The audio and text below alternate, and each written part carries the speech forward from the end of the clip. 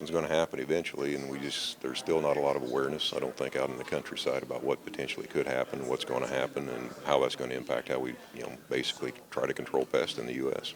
I saw one map that really indicated that when you look at most of the endangered species in the state of Illinois, the entire state is covered one way or the other. It can, depending on species. One question that we continue to try to ask is, how accurate are those maps that Fish and Wildlife Service have? So much is going to depend on those maps, and recent history has shown that those maps aren't always as up to date or as accurate as what we hope they would be. Farmers would have a tough time making any adjustments. Well, we as a Weed Science Society of America, we have actually tried to run scenarios to see, what would need to happen to try to meet some of these proposed point requirements, and it's going to be extremely challenging. We obviously, we have some of the best farm ground in the world, but we also have about 52% of our Illinois farm ground has 2% or less slope. Well, that's only 1 point.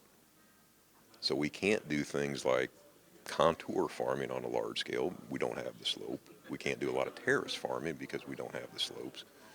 So, we're trying to look at some of these practices that have been proposed and add up these points, and what the agency's thinking about could be a total point requirement, and it's going to be doggone tough. You have encouraged farmers to weigh in on this and say, here, it's going to be tough for me, but have you considered this or that? Have you monitored any of those and caught up with some of the ones that are possibly something the EPA would consider? Well, when they closed the comment period for the pilot project for the 27 species, there were something like 10,000 comments the agency had. Out of the 10,000 actual comments, only 200 were unique. So 9,800 were not unique, and generally the agency would count all those as one comment.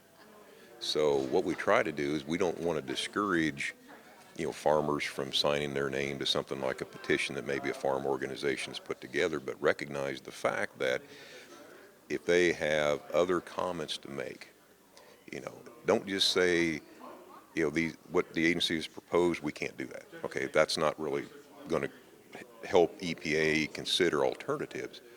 But if you say we can't do this because of this reason or that reason or another reason, they will read those comments. And even better, if you have additional thoughts, if you have additional suggestions for other practices that maybe the agency hadn't thought about or hadn't proposed, by all means, make those comments. I mean, this is the opportunity that farmers have to have a voice in how these new regulations are going to be shaped. If we ignore it, we're going to have to deal with what the federal government gives us.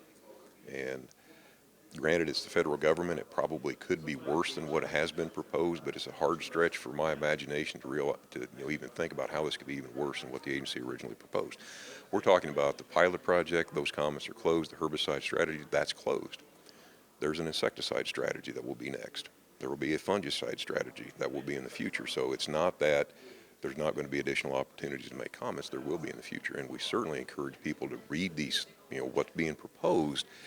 And if you don't understand, find somebody that you can have a conversation with that's maybe more in touch with what some of these implications could be. Have these conversations, kick around ideas. If it's nothing more than having a coffee shop conversation with some neighbors in the area, a lot of good ideas get generated around a coffee table.